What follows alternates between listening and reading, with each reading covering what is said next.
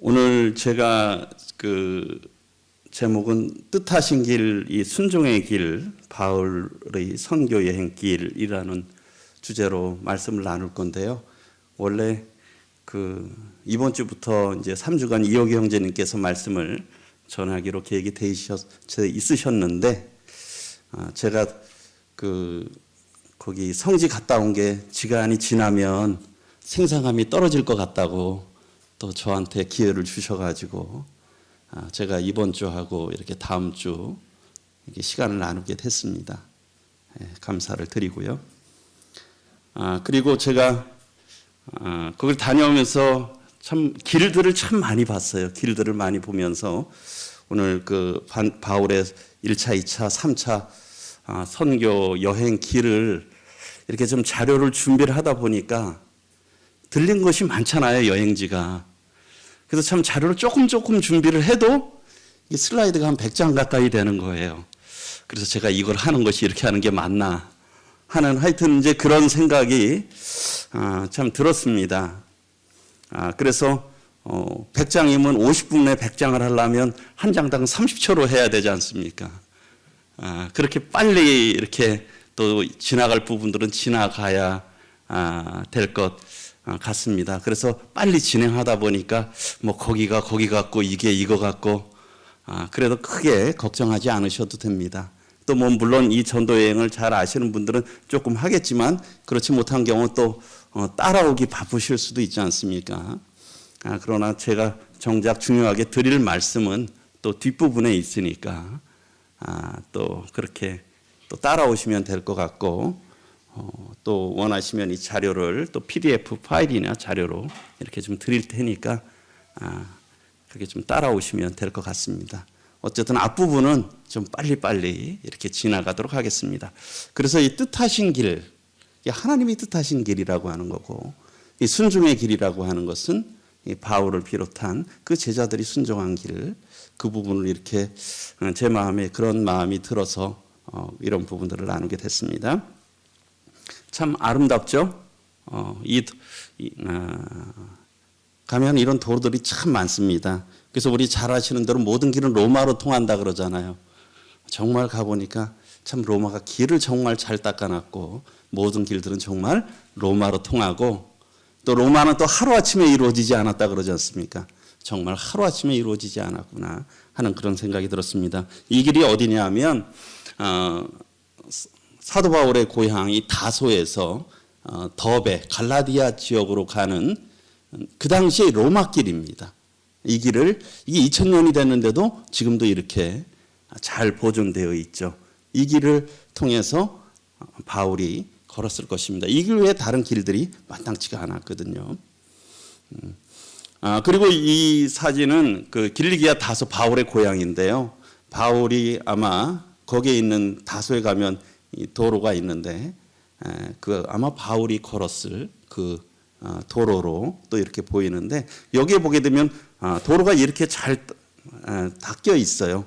여기 이렇게 한 돌이 빠져나갔는데 보게 되면 굉장히 든든합니다. 그래서 로마인들이 도로를 닦을 때는 한 5층으로 이렇게 닦는 거예요. 한 뭐 1m 이상이 훨씬. 그래서 1층에는 여기에 보게 되면 마른 모래나 그 흙으로다가 다져요. 1m.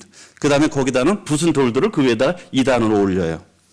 그 다음에 이제 세 번째 단계는 그 당시도 벌써 이 시멘트 같은 이 몰타르나 이 자갈을 섞어서 이렇게 까는 겁니다. 그리고 그 위에다가 또 모래와 자갈을 시멘트와 혼합한 것을 또 이렇게 하고 맨 위에다가 한 그 70cm 정도의 정사각형의 큰 돌돌로 해서 그렇게 올리는 거예요. 이렇게 잘 닦아 놓으니까 이 도로들이 2000년이 지나도 그 도로들이 여전히 있는 겁니다.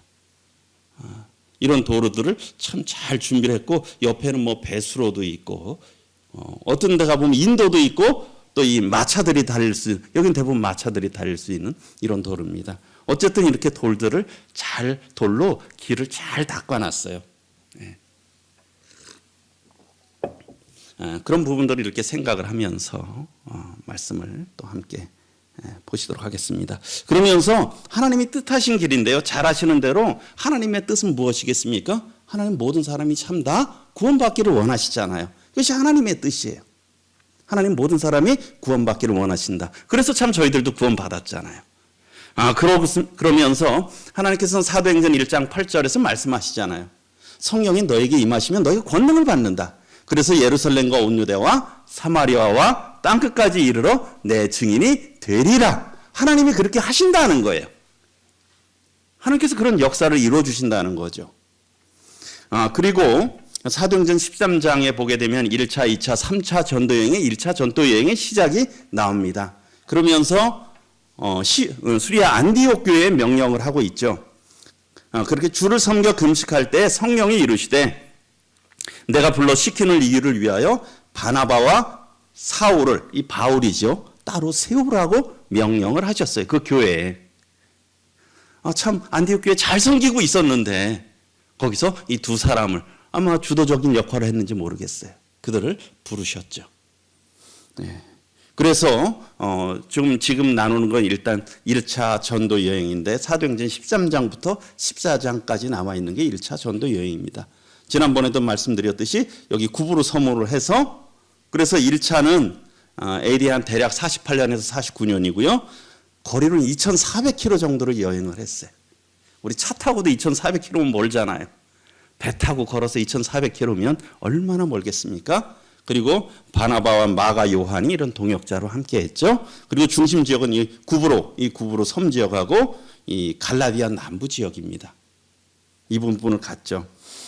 그래서 구브로를 먼저로 갔는데 이런 하나님의 명령에 대해서 두 사람을 따로 세우라고 해갖고 어떻습니까? 그들이 주님 앞에 금식하면서 금식하며 기도할 때 성령이 이르시되 그 바나바와 사울을 따로 세우라. 그리고서는 어떻습니까? 그들이 금식하며 기도하고 두 사람을 안수하고 그들이 교회가 파송을 하죠. 이 교회가 파송합니다. 그리고 4절에 보게 되면 두 사람이 성령의 보내심을 받아. 그러니까 이것이 다 누가 했느냐? 하나님께서 하신 거예요. 성령님께서 따로 세우라고 하셨고 그리고 보내신 것도 성령님이 보내신 거예요. 하나님이 보내신 거죠. 하나님의 일이시니까요. 그래서 어떻습니까? 수리아 옆에 이 실루기아에서 출발해서 구브로로 가서 그리고 그때 살라미 쪽에 도달을 하고 그 다음에 온 섬을 통해서 바보에까지 이 복음을 전하게 됐죠. 그러면서 이제 마가 요한은 수행원으로 이런 도와주는 역할로 함께 했던 것을 보게 됩니다. 그런데 어떻습니까? 13장 13절에 보게 되면은 그들이 이제 구브로 섬을 끝나서 이제 버가까지 갔는데 거기서 누가요? 마가 요한이 예루살렘으로 되돌아가 버렸죠. 그런데 여기 그림에 보면 버가 위에 보게 되면 제가 검정색 줄로 그게 타우루스, 터로스 산맥인데요. 여기에 거기를 건너가야 이제 안디옥을 갈 수 있어요. 이 사진이 어떤 거냐면 그 이스탄불에서 저희가 한국에서 가면 인천에서 이스탄불로 갑니다. 비행기를 타고 그리고 거기서 국내선을 타고 다소 있는 쪽까지 비행기를 타고 가야 돼요. 그래서 다소가 다 건너가면 거기서 뭐가 보이느냐? 이 타우루스 산맥이 보여요. 이게 거기 그 당시 이렇게 아주 굉장히 높은 산맥이에요. 그 눈이 있죠. 이렇게. 굉장히 거친 이런 타우루스 산맥을 넘어갔어요. 그랬을 때 참 그런 생각하잖아요. 왜 마가 요한은 거기서 되돌아갔을까? 물론 여러 가지 이유들이 있을 수 있지만 생각하는 것들이 이 타우루스라는 것이 황소라고 하는 뜻입니다. 굉장히 거칠다는 거예요. 그래서 거기시 힘겨워 아주 거기에 등반하기가 쉽지 않은 거예요. 그 험난한 여정이죠. 그리고 당시에는 어떻습니까? 도적대들이 많았던 거예요. 그런 상황들이니까 여기를 넘어간다는 것이 쉽지가 않았을 수 있다는 거죠. 그래서 결국은 어떠한 이유가 됐든 마가 요한은 되돌아갔습니다. 이렇게까지 하지 못했죠. 그럼 참 바울과 바나바는 참 낙심이 됐을 수도 있을 것 같아요. 세 사람이 출발했다가 한 사람이 돌아가 버렸어요. 그러면 어떻습니까? 여기에 보게 되면 그러나 그 두 사람 바울과 바나바는 그들은 버가에서 더 나아가 비시디아 안디옥에 이르렀다. 그러니까 성경에는 굉장히 간단해요. 그렇죠? 한 구절 하나 있어요. 그래서 버가에서 우리 경주 정도나 되는지 그냥 쉽게 갔겠다. 아니면 그거 이상으로 옆 동네 갈 것 같았지만은 100km가 넘는 거리고요. 이 산을 넘어가야 되는 거예요. 그래서 더 나아갔다는 거예요. 그 길을 계속 갔다는 거죠. 그래서 비시디아 안디옥. 그래서 그쪽만 해도 1100m의 높은 지역이에요. 비시디아 안디옥이. 그러니까 굉장히 춥고 고산 지대인데요. 거기에 보면 비시디아 안디옥에 가면 비시디아 안디옥을 요즘에 얄바치라고 합니다. 거기에 박물관이 있는데 터키는 이슬람 국가잖아요. 거기는 특별히 이 사도 바울을 굉장히 안 좋아해요. 예수님에 대해서는 어떤 선지자로 이슬람에서 인정은 하지만 이 사도 바울은 굉장히 적대시하죠. 그런데도 그 박물관에 가보게 되면 이런 지도가 있어요. 그 지도의 내용이 뭐냐면 지도를 보여주면서 바울의 거룩한 여행이라고 그 얄바츠 박물관에 이렇게 기록이 되어 있어요. 그래서 그 기록에 보게 되면 이렇게 상세하게 지도가 되어 있죠. 물론 영어로 되어 있는데 한국말로 제가 좀 썼어요. 여기에 이렇게 표시를 했어요. 그래서 버가에서 비시디아 안디옥, 그 다음에 이고니온, 루스트라, 더베. 그러니까 여기에 이 가까운 거리 같지만은 옆 동네 같지만은 몇십 킬로씩 이동을 해야 되는 거예요. 며칠씩 가야 되는 거예요. 이렇게 갔다는 그런 기록들이 이 박물관에 가면 볼 수 있죠. 그리고 여기가 지금 그 비시디아 안디옥 유적지입니다. 여기가 1100m 이상의 고원지대고 저 뒤쪽으로 하얀 부분이 보이죠. 산지. 거기가 타우루스 산맥입니다. 여길 넘어온 거예요. 그래서 여기까지 온 거야. 그리고선 여기에서 복음을 전했죠. 여기도 굉장히 당시에도 왜 여기도 로마의 여기 중요한 도로 중에 한 곳이었거든요. 비시디아 안디옥이. 그러니까 거기에도 가보게 되면은 이런 동서대로가 있고요.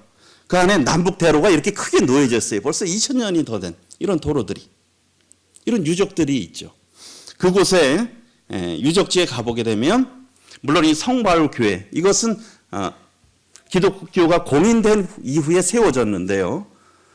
그 전승에 의하게 되면은 이 자리가 바울이 설교한 회당 위치에 세워진 교회라고 하는 거예요.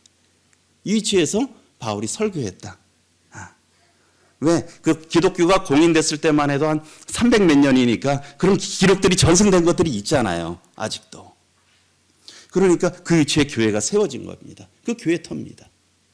그래서 여기서 사도 바울이 여기 회당에 들어가서, 회당 터였죠. 그 당시에는. 가서 그 예수 그리스도를 전하는 거죠. 그래서 이분을 통해서 이 사람을 힘입어 제사함을 얻는다. 칭의, 의롭다, 칭을 받는 그런 복음. 그 다음에 믿는 자, 이 사람을 힘입어 믿는 자마다 의롭다 하심을 얻는다는 이신득이, 믿음으로 말미암아 의를 얻는 이 복음을 전한 것이에요. 그래서 많은 사람들이 이 복음을 듣고 구원을 받게 된 것이죠. 그런데 어떻습니까? 늘 여행지 보게 되면 복음을 전합니다. 그러면은 늘 반대 대적들이 일어나잖아요. 그래서 비시디아 안디옥에서도 여전히 이런 유대인들이 어떤 귀부인들과 유력자들을 선동을 해서 어떻습니까? 바나바와 바울을 박해하게 되죠. 그래서 두 사람은 어떻습니까? 거기서 안디옥에서 떠나서 이고니온으로 그 옆으로 또 가게 됩니다.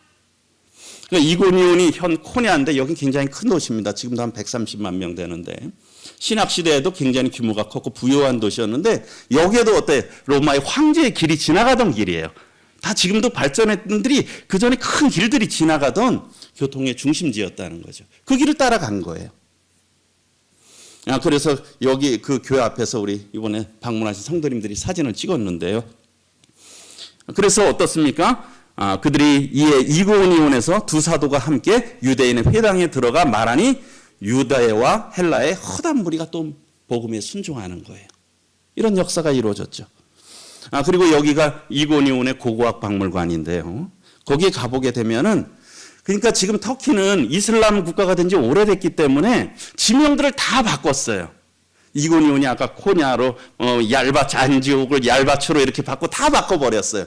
그러다 보니까 이 루스드라가 정말 있었느냐, 또 이고니온이 있었느냐, 더베가 있었느냐, 그런 것들이 논란이 되는 거예요. 세월이 오래되다 보니까 성경에는 나와 있는데. 그런데 이런 것들이 실제 발견된 석비들이 있는 거예요. 이게 1세기 거, 2세기 거, AD 157년에 이런 석비들이 있으면서 그 발견된 지역이 실제 성경에 나왔던 지역이구나. 이 성경이 역사적으로 그대로 이루어졌던 그런 있던 사실에 기반한다는 그런 내용들이 있죠. 이런 것들이 이고니온 고고학 박물관에 보면 이런 볼 수 있어요. 그러니까 이런 성경에 대해서 사모함이 없고 성경을 신뢰하지 않으면 관심 있는 게 없어요. 가면 뭐예요? 이 돌멩이들만 보는 거죠. 그러나 이런 것들이 실제 우리가 믿고 있는 것이 실질적으로 고고학적으로 증명된 사실이라는 거예요. 그리고 아까 박물관에서 사도 바울이 실제 그 길을 걸었잖아요. 그래서 어쨌든 또 이고니온에서도 복음을 전했는데 어떻습니까? 이 유대인들과 그 관리들이 두 사도를 모욕하고 돌로 치려고 달려드니까 어때요? 루스드라와 또 더베로 피하게 되죠. 이게 다 보면 몇십 킬로씩의 거리예요. 가까운 거리가 아니에요. 며칠씩 가야 되는 거리입니다.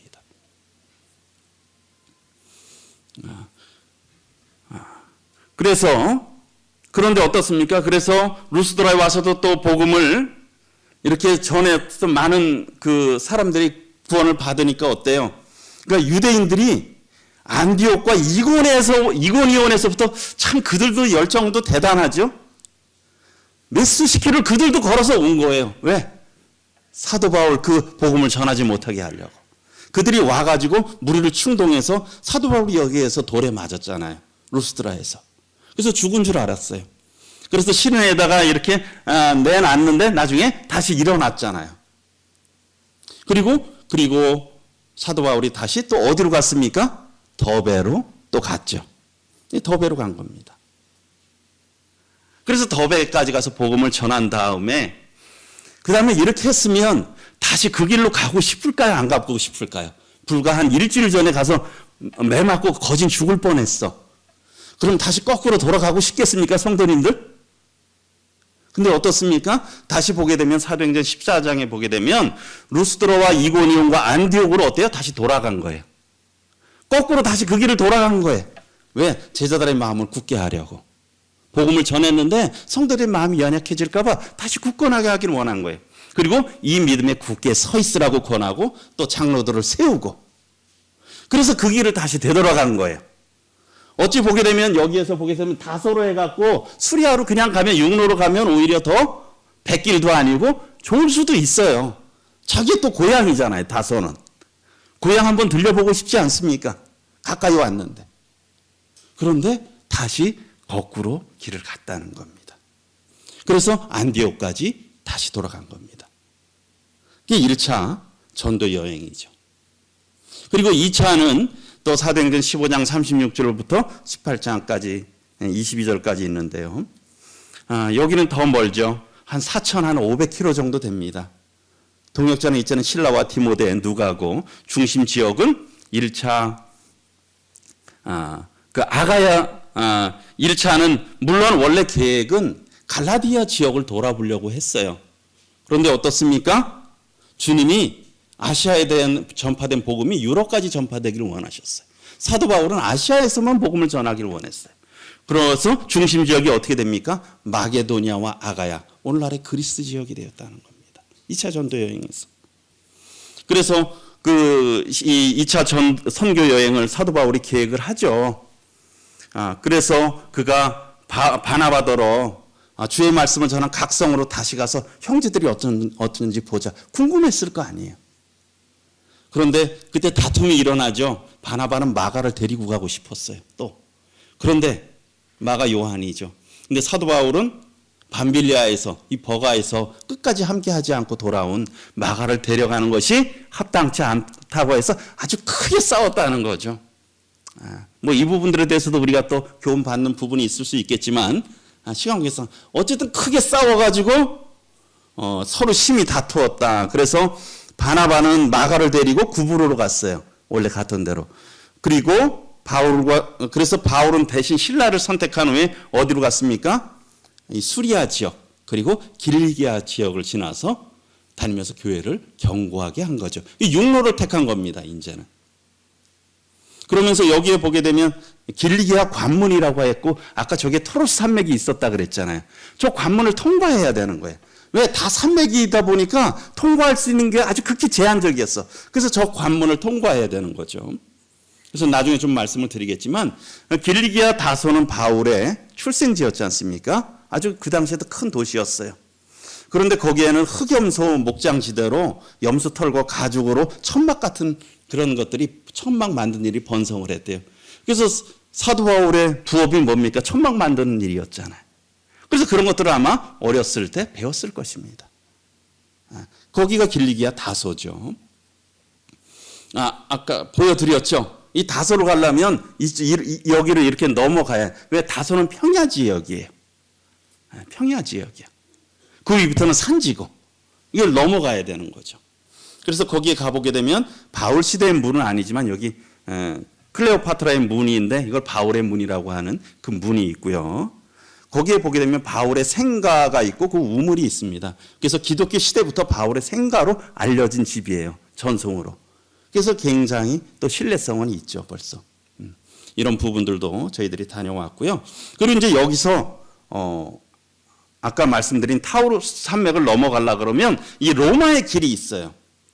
이 아치형 문이 지금도 남아 있거든요. 이 문으로 해서 바울은 2차, 3차 선교 여행 시 바울은 이 길을 걸었을 것이라는 거예요. 이 길을 통해서 바울이 걸었다는 거죠. 그래서 보여드렸던 아까 그 길이 이 길입니다. 거기를 통과하면 이 길로 가는 거예요. 이 길을 통과해서 쭉 가는 거죠. 그런데 앞서 말씀드렸듯이 이 길리기아 관문이라 그래서 지금은 여기에 고속도로가 놓여 있어요. 그러니까 양쪽에 있는 이렇게 거기를 고속도로가 놨었는데 예전에는 지금 고속도로 길인데 이 밑에 노란색으로 되어 있는 부분으로 그냥 길이 아주 조그맣게 놨었던 거예요. 그러다 보니까 여기를 이렇게 예전에는 유일한 길이었기 때문에 전쟁이나 하든 군사적인 목적이든 다 이 길을 통과할 수밖에 없었던 거예요. 그래서 알렉산더 대왕이나 고레스 왕이나 다 이 길을 통과했었다는 거예요. 이 길밖에 길이 없었으니까. 그 당시에는 또 굉장히 좁았고 협곡이었고. 그래서 참 어떻습니까? 그들은 정복을 하려고 왔잖아요. 무력으로. 근데 사도 바울도 이 길을 건너갔지 않습니까? 무엇으로? 복음으로. 복음으로 그 길을 통과했다는 거예요. 이 길을 통과해서 갔죠.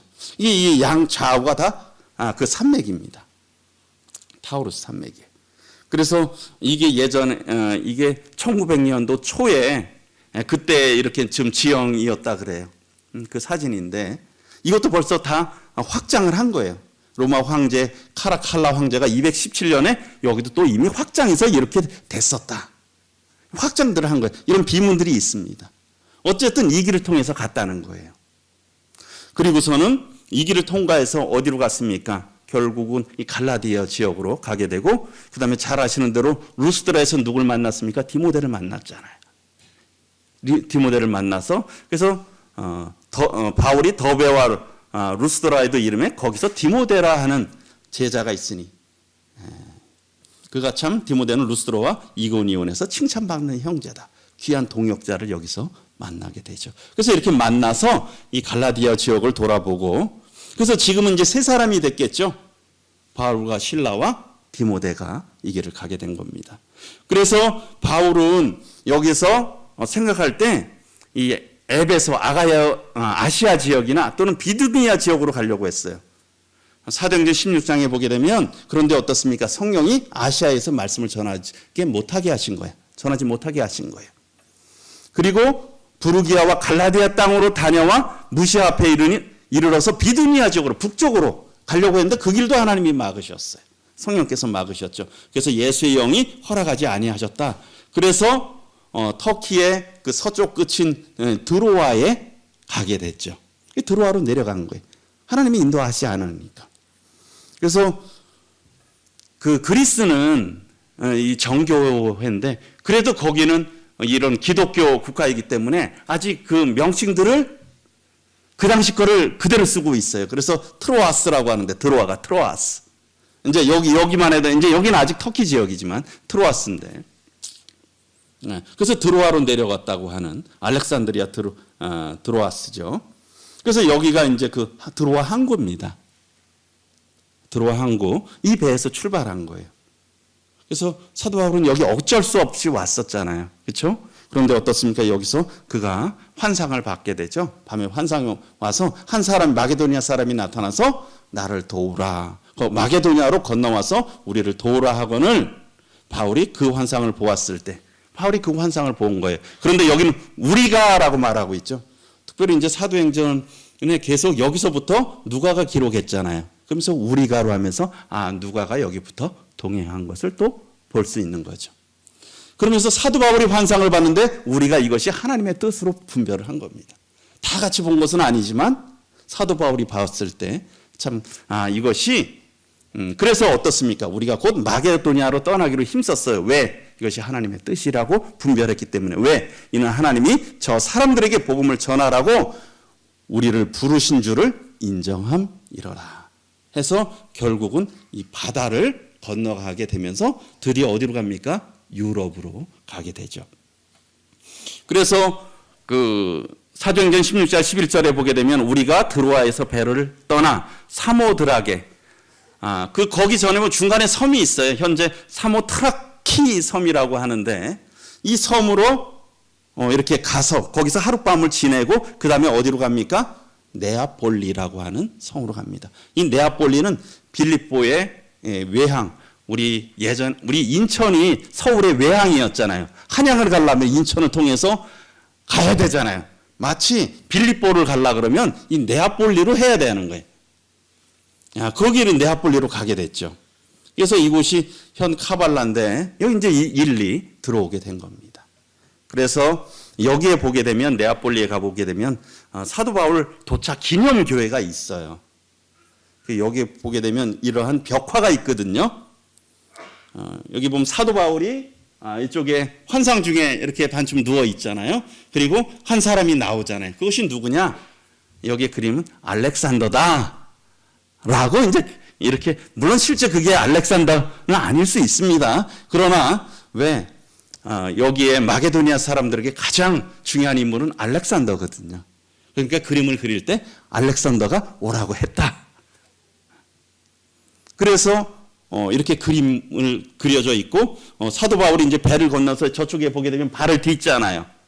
이게 이제 네아폴리로 이제 유럽으로 오게 된 그림을 그려놓은 겁니다.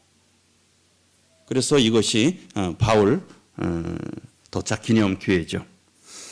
그리고 이제 좀 들어가기 전에 여기에 보게 되면 이쪽에 보이시는 데가 그 그리스잖아요.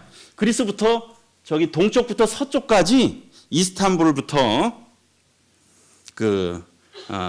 디라키움까지 이 도로가 한 800km가 도로가 있어요. 로마 시대 때 우리 800km면 서울의 2배예요. 800km까지 아까 그런 도로를 깔아놓은 거예요. 그리고 그 이탈리아에도 보게 되면 로마까지 그 아비오 대로라고 아비오 그 거리라고 나오잖아요. 아비오 광장이라고 사도행전에 나오죠. 사도행전 28장에 나오잖아요. 그 아비오 대로가 있어요. 결국 이 도로가 결국 어디 가느냐? 로마까지 가는 길을 닦아놓은 거예요. 이것이 그 그리스에 있는 것은 에그나티아 대로라고 합니다. 에그나티아 대로라고 하는데 여기에 보게 되면 이 네아폴리에서 빌립보로 갈 때 우리 형제님들이 걸어가는 사진을 찍어놓은 건데 이 바울 선교팀은 어떠냐? 아까 네아폴리에 도착했다 그랬잖아요.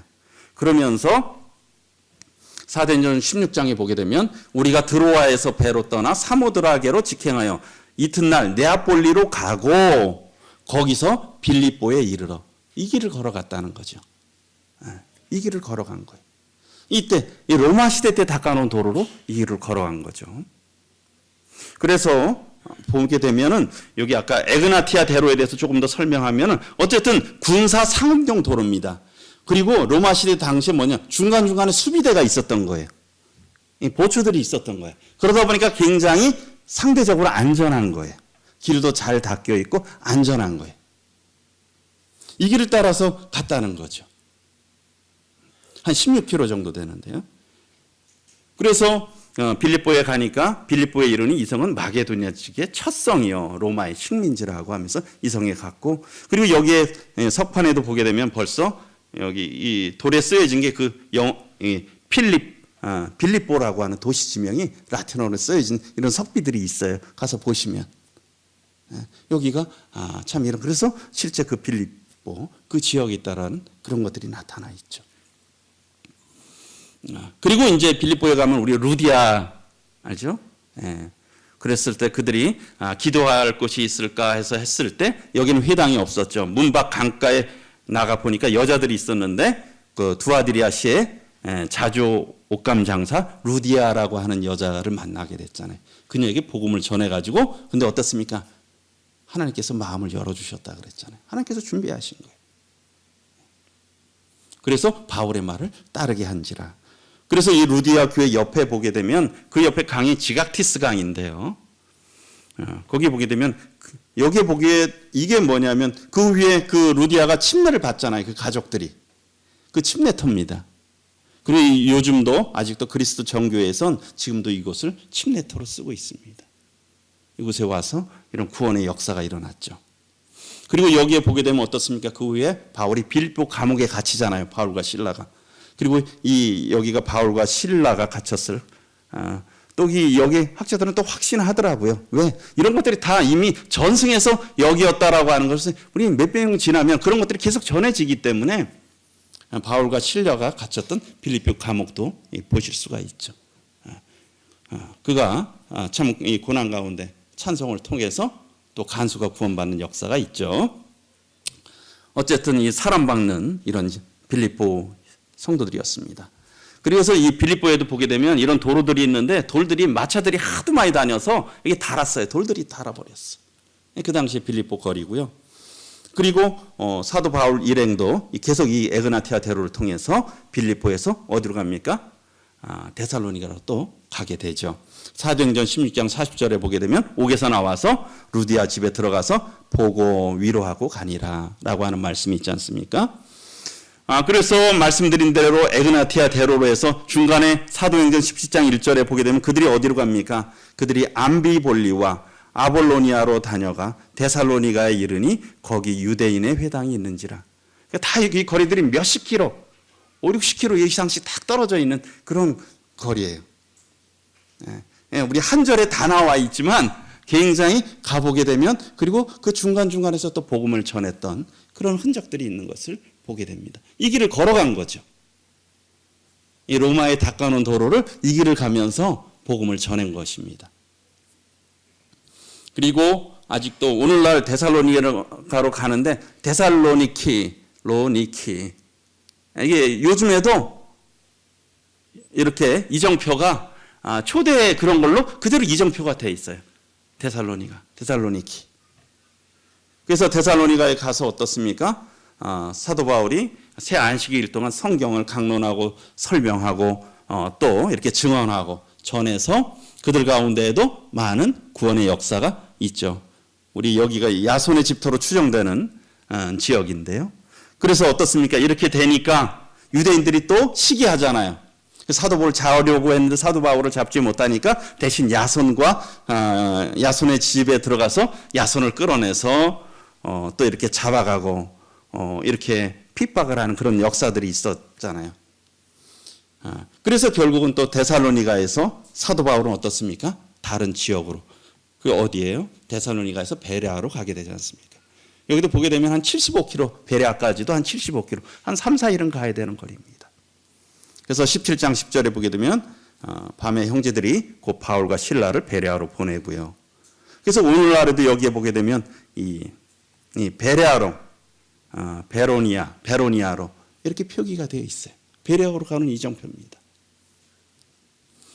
거기에 보게 되면 사도 바울이 그 유대인의 그 회당에 가서 전했거든요. 지금도 보게 되면 베레아 유대인 구역에 있는 유대인 회당터인데요. 요것이 회당입니다. 사도행전 17장 10절에 보게 되면 밤에 형제들이 곧 바울과 실라를 베레아로 보내니 그들이 이르러 유대인의 회당으로 들어가니라. 회당에 가서 복음을 전했던 것이죠. 유대인의 회당입니다. 그리고 이제 우리가 베레아 사람들 하면 이 말씀 잘 알잖아요. 여기도 보게 되면 베레아 사도 바울 기념단이라고 하는 데가 있습니다. 그림이 이렇게 되어 있거든요. 사도행전 17장에 보게 되면 베레아에 있는 사람들은 데살로니가에 있는 사람들보다 더 너그러워서 간절한 마음으로 말씀을 받고 이것이 그러한가요? 날마다 성경을 상고함으로 그 중에 믿는 사람이 많고 성경을 아주 자세히 살펴보고 검증했다. 그래서 이 앞에 있는 자리가 사도 바울이 복음을 전했던 연단이다 해서 이런 유적이 남아 있어요. 그래서 그 기념단 입구에 보게 되면 그 외에는 영어 표현이 기념단 입구에 이런 글이 있는데요. 하나님의 말씀은 능력이다. 지옥도 죄조차도 회방할 수 없다. 하나님의 말씀에 붙들린 삶은 열매와 축복이 풍성하다. 그래서 하나님의 말씀을 그들이 참 얼마나 사모했는지 했던 것을 볼 수가 있죠. 그러나 또 베레아에서도 어떻습니까? 데살로니가 있는 유대인들이 또 베레아까지 쫓아와가지고 거기서도 무리를 또 움직여서 소동을 해서 그들을 박해하니까 어떻습니까? 바울이 실라와 디모데는 그냥 거기다 두고 그냥 아덴까지 가게 되죠. 그리고 또 아덴에 가서 제가 저 아덴과 고린도는 또 주님이 허락하시면 다음 주에는 주로 이제 아덴과 고린도 쪽으로만 조금 말씀을 드릴 거라서 그냥 좀 간단하게 넘어가겠습니다. 그 후에 바울이 아덴을 떠나 또 고린도에 이르렀고 또 고린도에서 1년 6개월을 머물면서 복음을 전하게 됩니다. 그러면서 또 고린도에서 결국은 갱그리아를 거쳐서 에베소, 가이사랴, 예루살렘을 거쳐 안쪽으로 돌아가면서 2차 선교 여행이 마쳐지게 됩니다. 3차 선교 여행은 18장 23절부터 21장 16절까지인데요. 이땐 5,600km를 이동을 했고 그땐 신라와 또 디모데고 중점 도시는 어디였느냐? 소아시다의 중심 에베소였습니다. 18장 23절에 보게 되면 얼마 있다가 떠나 갈라디아와 부르기아 땅을 차례로 다니며 모든 제자를 굳건하게 하니라 하면서 시작하면서 그리고 이제 19장 1절에 보게 되면 아볼로가 고린도에 있을 때 바울이 윗지방으로 다녀 에베소에 와서 어떤 제자들을 만나 그래서 12명에게 복음을 전하는 내용이 나오고요. 또 두란노 서원에서 날마다 강론을 했죠. 그리고 10절에 보게 되면 2해 동안 이같이 하니 아시아에 사는 자는 유대인이나 헬라인이나 다 주의 말씀을 들었더라. 그래서 에베소에 와서 복음을 전합니다. 물론 그 이후에 물론 그 마게도니아와 아가야 지역을 또 다시 이렇게 돌아보게 되죠. 여기에 보게 되면 이번에 갔을 때 그 에베소의 셀수스 도서관, 그 셀수스 도서관 옆에 두란노 서원이 있었다. 뭐 이제 그러한 그런 학자 의견들이 있는데 어쨌든 이 근방에서 사도 바울이 이 복음을 전했던 것을 보게 됩니다. 그래서 이렇게 보게 되면 1차 선교 여행이 구브로와 갈라디아 지역이 있잖아요. 지난번에 말씀드린 대로 2차는 그리스잖아요. 마게도니아와 아가야 지역이었어요. 그리고 3차가 여기 에베소 지역이었습니다. 근데 에베소 지역은 에베소는 아시아의 선교 전초기지였죠. 그래서 1차와 2차 사역을 돌아볼 수 있는 아주 지리적인 장점이 있었다는 거예요. 이게 하나님의 뜻이었습니다. 하나님께서는 그렇게 하기를 원하셨어요. 그리고 거기 아시아 지역 7개 지역교회가 있잖아요. 요한계시록 2장 3장에 나오는. 그것이 에베소에 다 근처에 있는 거잖아요. 그렇게 복음이 충만하게 이렇게 증거가 됐습니다. 그러면서 교훈들을 좀 생각을 해보게 되면 오늘 제목이 뜻하신 길, 순종의 길이었지 않습니까? 참 하나님께서 뜻하신 길을 순종의 길, 순종의 사람을 통해서 하나님께서 참 신실히 이루어 가신다. 신실하게 이루어 가신다는 걸 보게 됩니다. 지난번에 보여드렸던 자료인데 1차, 2차, 3차, 로마까지의 그런 여행을 통해서 우리 사도행전 1장 8절 같이 한번 읽어보겠습니다. 시작.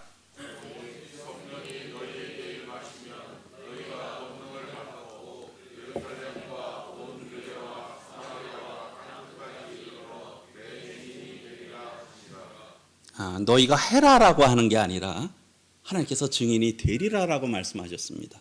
하나님이 그렇게 하신다는 거잖아요. 그렇죠? 하나님이 그렇게 하신 겁니다. 다만 하나님의 뜻에 순종한 이런 종들을 통해서 하나님께서 그 일을 순수하게 아주 신실하게 이루어 가신다는 것입니다. 참 그것을 생각할 때 참 하나님의 뜻하신 길이 참 귀하고 그 길을 걸어간 순종의 길이 참 놀랍지 않습니까? 그런 걸 생각하면서 저도 참 거기 가서도 예배를 드리고 또 한국에서도 예배를 드렸는데 이 말씀이 생각이 났습니다. 참 이 복음이 오늘날 우리에게까지 이런 것이 참 얼마나 감사가 되는지. 그렇죠? 우리는 동쪽의 끝이잖아요. 극동이지 않습니까? 우리가 거기까지 가려면 비행기로 10시간을 타고 가야 돼요. 그런데 여기까지 복음이 전해졌어요. 2000년이 지나서. 우리 같이 한번 골로새서 1장 6절 읽어보겠습니다. 시작. 이 복음이 너희가 듣고 참으로 하나님의 은혜를 깨달은 날부터 너희 중에서와 같이 또한 온 천하에서도 열매를 맺어 자라는도다. 물론 이것은 골로새 교회 성도들에게 주신 편지입니다. 그러나 저에게 동일하지 않습니까? 이 복음이 이미 너에게 이르렀잖아요. 저희까지 이르렀어요. 거기까지 이르는 가운데는 참 하나님께서 이루셨지만 많은 수고와 피들이 흘려졌잖아요. 그들을 통해서 복음이 저희들까지 이르렀어요. 저희가 마치 구원받지 못했으면 어땠을 것 같습니까? 차라리 하나님 모르는 게 낫죠. 그렇죠? 그거 그냥 모르면 그냥 뭐 이 세상이라도 편하게 살 거 아닙니까? 그렇지 않겠습니까? 그런데 저희가 이미 다 알아버렸잖아요.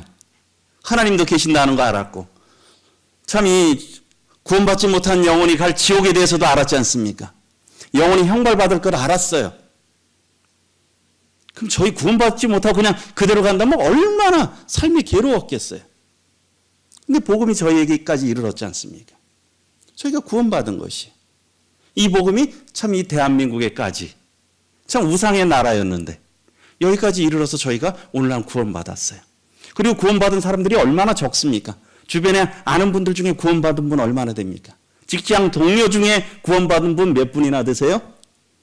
학교 친구 중에 구원받으신 분들 얼마나 되십니까?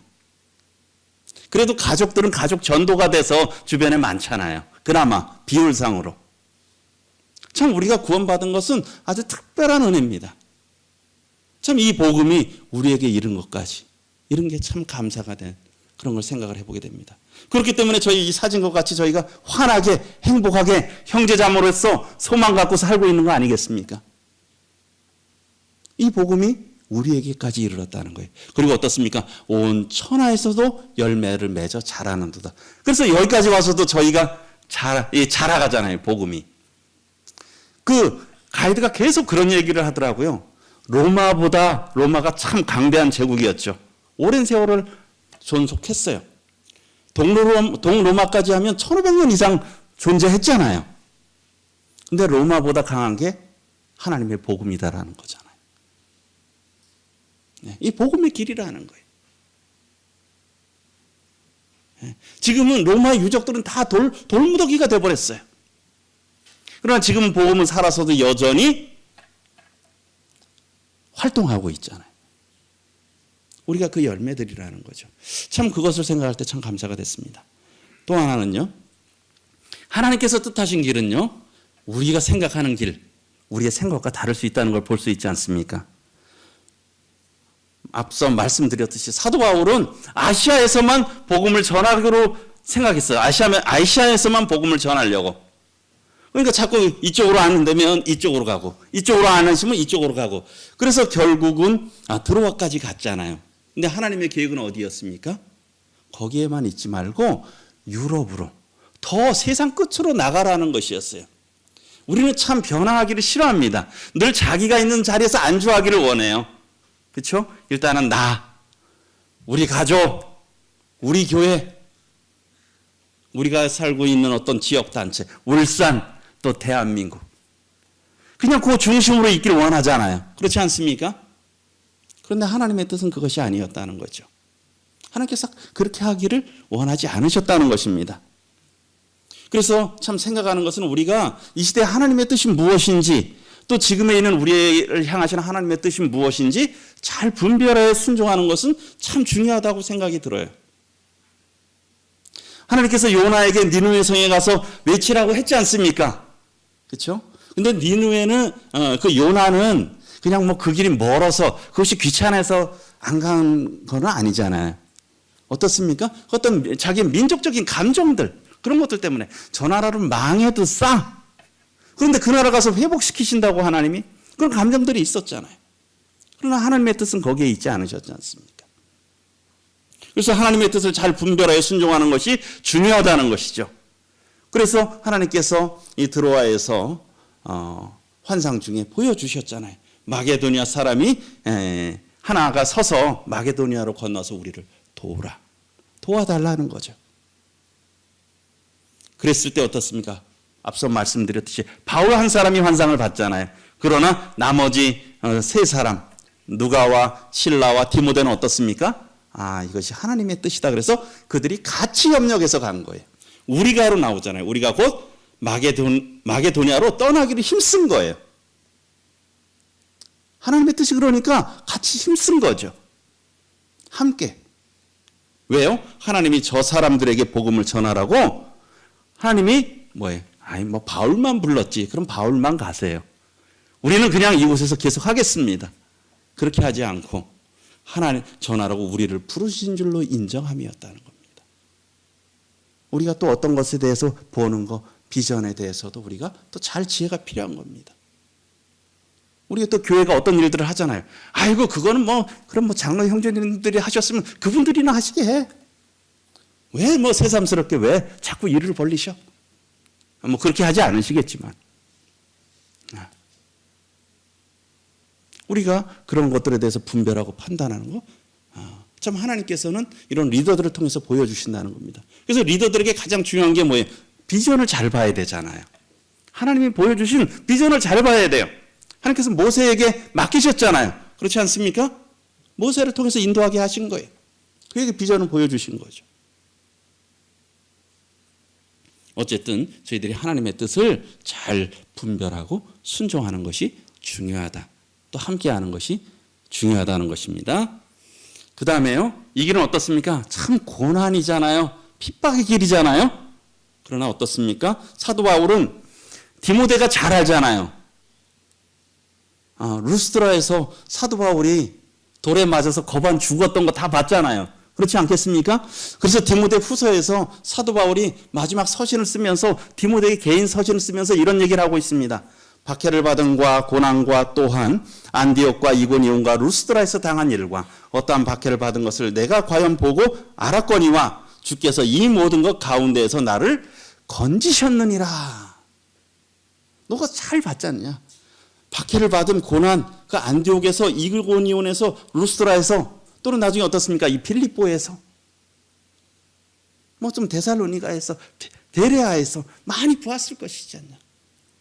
그런데 어떻습니까? 주께서 이 모든 것 가운데에서 나를 건지셨다.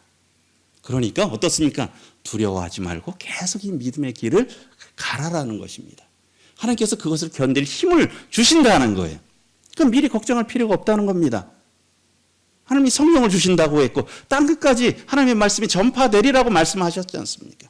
그래서 그것을 할 수 있는 능력도 힘도 주신다는 것입니다.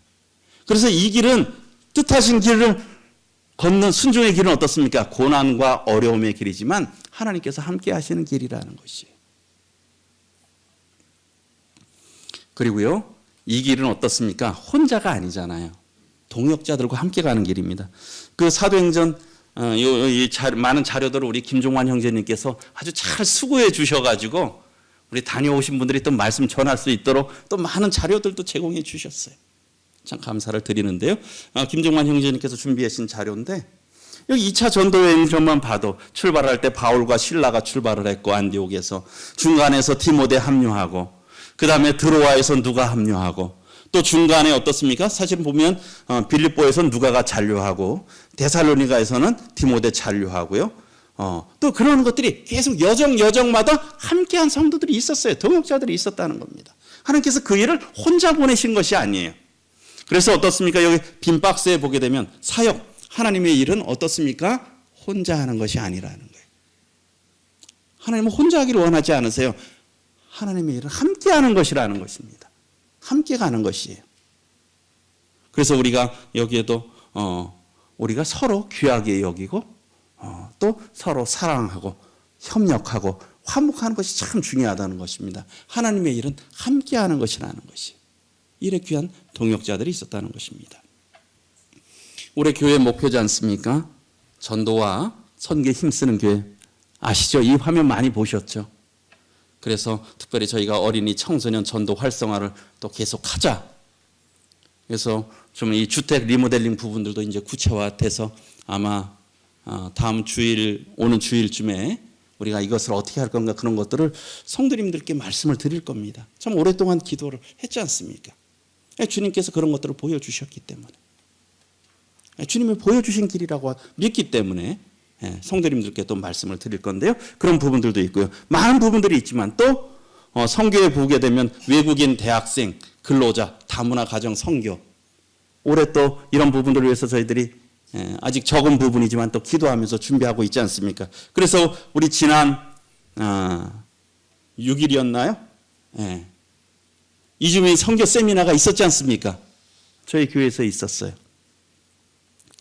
그래서 이혁이 형제님 또 이 주제 말씀도 증거하고 하셨는데, 그때 시대 변화에 따른 이주민 선교라고 해서 그 뒤에 자료가 있는데, 또 형제님께서 또 뭐 나중에 또 이런 부분들은 또 교회 가운데 또 허락하시면 말씀을 하실 거기 때문에 제가 더 말씀은 따로 드리지 않고, 어쨌든 시대 변화에 따른 이주민 선교, 이런 부분들을 말씀을 해주셨고요. 그리고 그 중에 또 우리 부산 연제교회 전충환 형제님께서 한국 이주민 다음 세대 자립형 이주민 교회, 그래서 유학생 이주민 선교 패러다임의 대전, 그러니까 어떤 패러다임, 보는 창을 바꿔야 된다는 거예요. 새로운 시각으로 봐야 된다는 거죠. 그냥 뭐 우리가 외국에서 오는 그런 사람들 좀 도와주지 뭐, 또 기회가 되면 그들에게 복음 전하지 뭐, 그런 것이 아니라는 겁니다. 그래서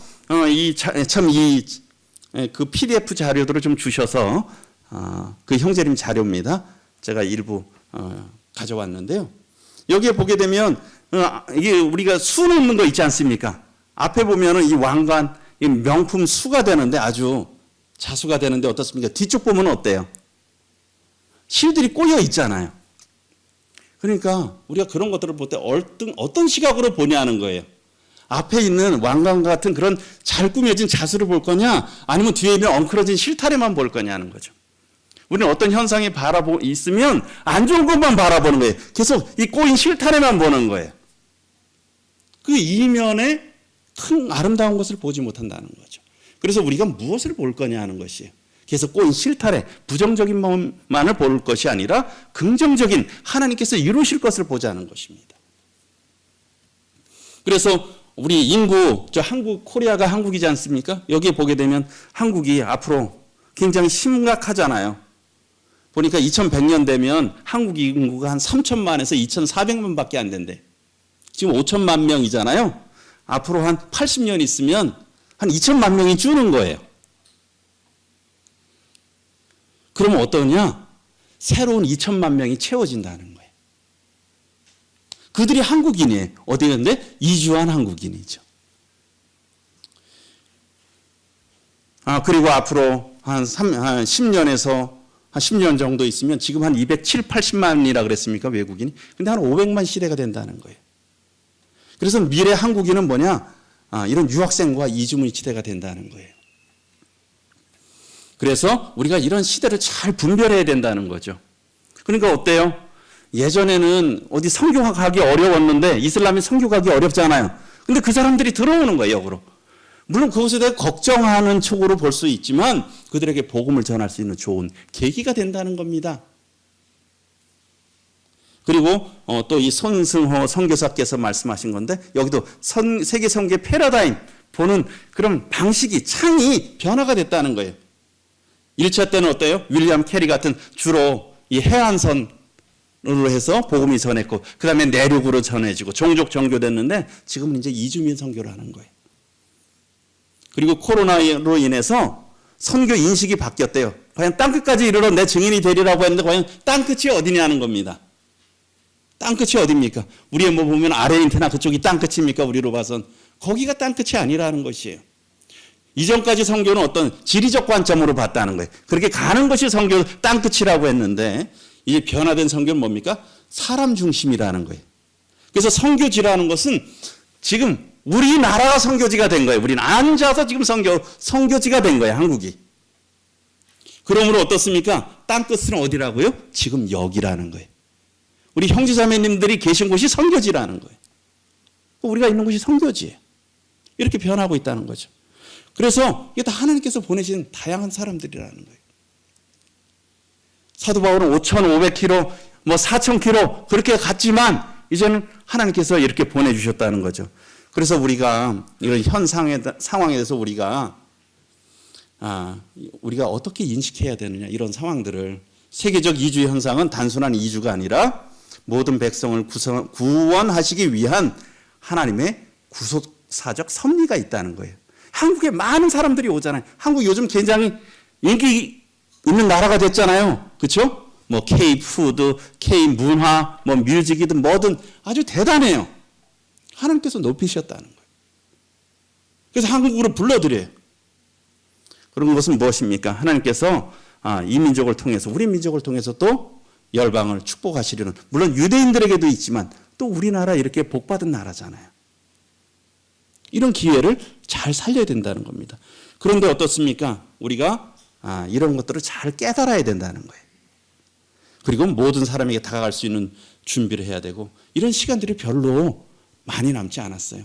저희가 어렸을 때만 해도 홍콩 영화 같은 거 굉장히 인기 있었잖아요. 요즘 홍콩 영화 봅니까? 홍콩 영화 안 보잖아요. 금방 간다는 거예요. 이 기회가 있을 때 하고, 우리 전충환 형제님이 끝으로 참 이주민 유학생 다문화 선교로 함께 불러주셔서 미래 대한민국을 꿈꾸게 하심을 진심으로 감사한다고 이렇게 했는데, 우리가 이런 것들에 대해서 우리가 다시 한번 생각을 해야 될 것입니다. 제가 한 3분 정도만 더 하겠습니다. 이게 네아폴리에서 빌립보로 가는 에그나티아 대로입니다. 이 길은 사도 바울이 네아폴리에 도착해서 빌립보로 걸어 들어갔던 에그나티아 대로입니다.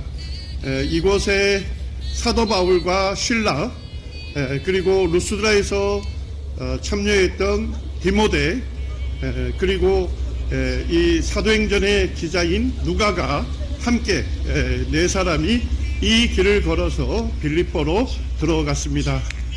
지금 그 길을 우리 사랑하는 형제자매님들과 함께 이 길을 걷고 있습니다.